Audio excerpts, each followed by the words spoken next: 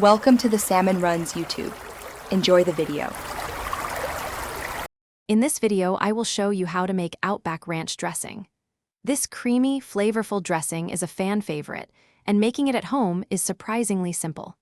We'll start by gathering our core ingredients: 1 cup of good quality mayonnaise, half a cup of fresh buttermilk, and a 1/4 cup of sour cream. These 3 components form the rich, tangy foundation of our delicious ranch. Now, let's infuse that signature Outback flavor.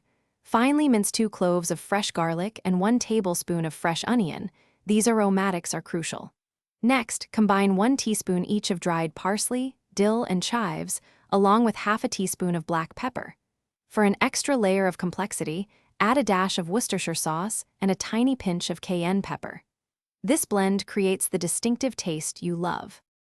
Achieving the perfect consistency is key for a great ranch dressing. In a medium bowl, whisk together your mayonnaise, buttermilk, and sour cream until completely smooth. Then, gradually add your minced garlic and onion, followed by the dried herbs and spices. Stir everything thoroughly, ensuring there are no lumps and all ingredients are well distributed.